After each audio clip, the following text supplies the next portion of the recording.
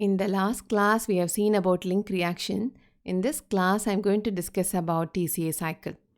The four important points that I'm going to cover here are its importance, various reactions, amphibolic nature, and regulation of TCA cycle.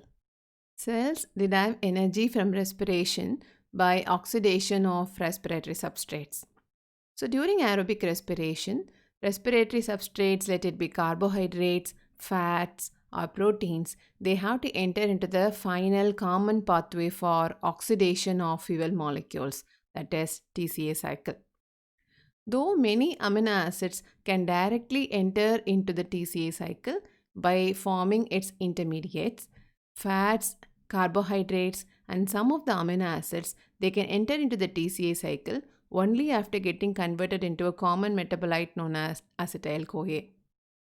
In TCA cycle, maximum number of electrons that are energy rich are removed from fuel molecules, and even the 2 carbon that enters into the cycle as acetyl CoA undergoes complete oxidation and gets released as carbon dioxide. Though several respiratory substrates are available, glucose is the most preferred one. During aerobic respiration, glucose undergoes complete oxidation in order to release energy. Glucose, which is a 6-carbon compound, when it enters into the first step of aerobic respiration, that is glycolysis, undergoes splitting and results in the production of 2 3-carbon compounds known as pyruvate. These 2 molecules of pyruvate then enters into the second step, link reaction. During link reaction, 1 carbon from each pyruvate undergoes decarboxylation and gets released as carbon dioxide. So at the end of the link reaction, the product that is formed is acetyl CoA, which is a 2-carbon compound. These 2 molecules of acetyl CoA then enters into the third step of aerobic respiration, which is TCA cycle. During TCA cycle, as each turn of cycle accepts 2 carbons from acetyl CoA, from each turn, by the process of decarboxylation, 2 carbon dioxide molecules are released. So at the end of the TCA cycle during aerobic respiration, all the 6 carbons of glucose have undergone oxidation and got released as carbon dioxide. Out of the 6 carbon dioxide molecules, 2 are from the process link reaction and 4 are from the process TCA cycle. During breakdown of glucose, the energy that was residing in the covalent bonds of glucose gets trapped in their electrons. During different stages of breakdown of glucose, these electrons are removed by removing hydrogen, and usually they are removed in pairs. These electrons are then transferred to electron carriers like NAD plus or FAD. NAD stands for nicotinamide adenine dinucleotide and FAD stands for flavin adenine dinucleotide. NAD normally accepts hydride ion, that is 2 electrons and 1 proton, and results in the formation of NADH and 1 proton. This free proton can be let into the solution. Whereas FAD accepts 2 hydrogen atoms, that is 2 protons and 2 electrons, together it will form FADH2. So these reduced coenzymes or these electron carriers will then deposit the electrons in electron transport chain. In electron transport chain, energy harvested from the electrons is utilized for production of ATP molecules by the process of oxidative phosphorylation. From 1 NADH, 3 ATP molecules can be produced, and from 1 FADH2, 2 molecules of ATP can be produced by oxidative phosphorylation. But in cells, apart from oxidative phosphorylation, ATP molecules can also be produced by the process substrate level phosphorylation. So using substrate level phosphorylation, 2 ATP molecules are produced from the process glycolysis and 2 ATP molecules are produced from TCA cycle. As the main purpose of oxidation of glucose during aerobic respiration is to release energy in the form of ATP molecules, here we will see how many ATP molecules are formed from different steps of aerobic respiration. From glycolysis, 8 ATP molecules are formed, of which 2 are from substrate level phosphorylation and 6 ATP molecules are obtained from 2 NADH after electron transport chain and oxidative phosphorylation. From link reaction, we get 6 ATP molecules from 2 NADH. In the case of TCA cycle, we get 24 ATP molecules, of which 2 are from substrate level phosphorylation, 18 ATP molecules from 6 NADH, and 4 ATP molecules from 2 FADH2. So if we add all these together, we will get 38. So this is the maximum number of ATP molecules that can be obtained from complete oxidation of glucose.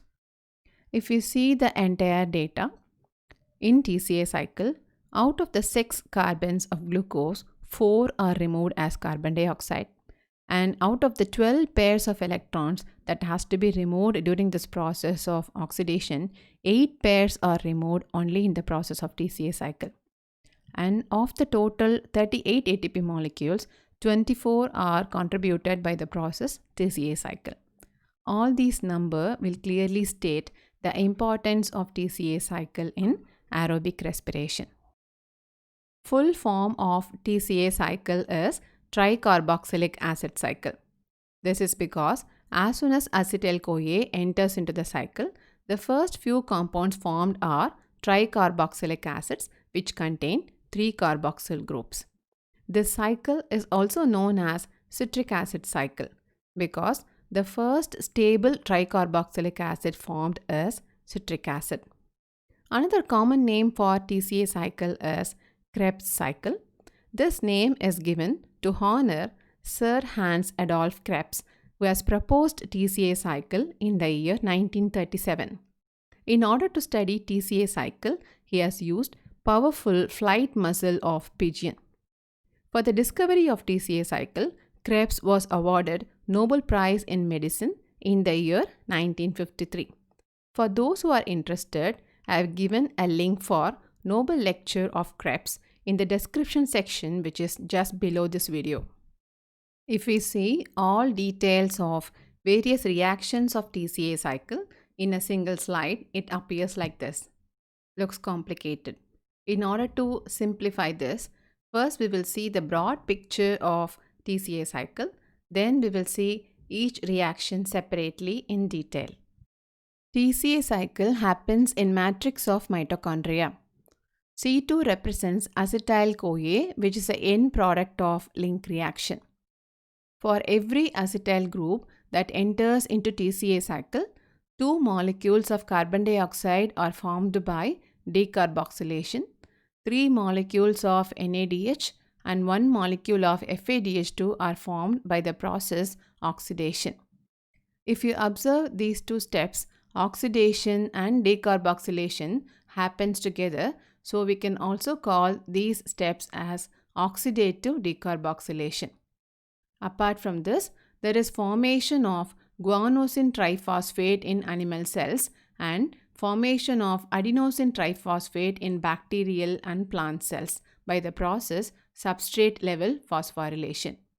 For substrate level phosphorylation, energy is obtained from coupled reaction and phosphate is transferred from substrate intermediate.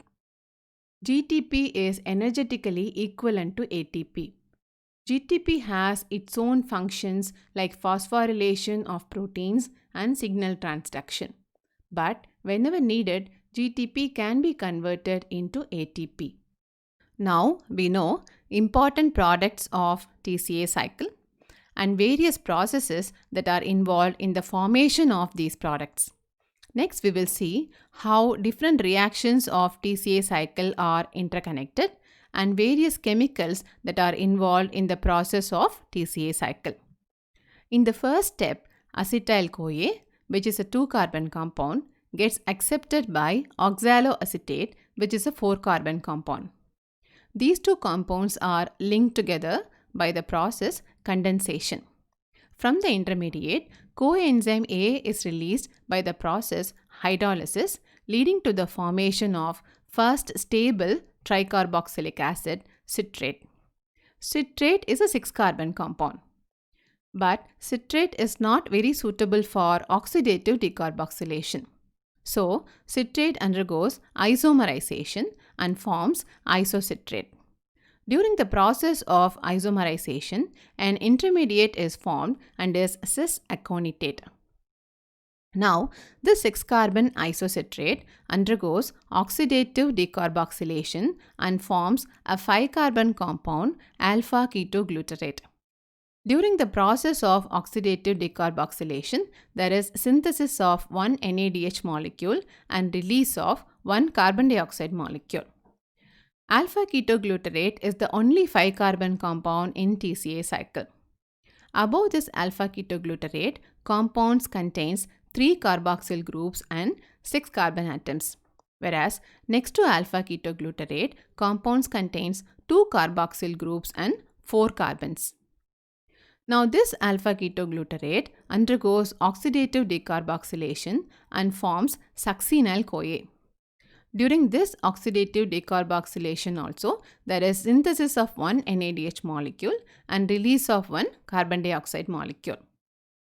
Now, this 4-carbon succinyl CoA is having high energy because it contains energy-rich thioester bond with which succinyl group is linked with coenzyme A.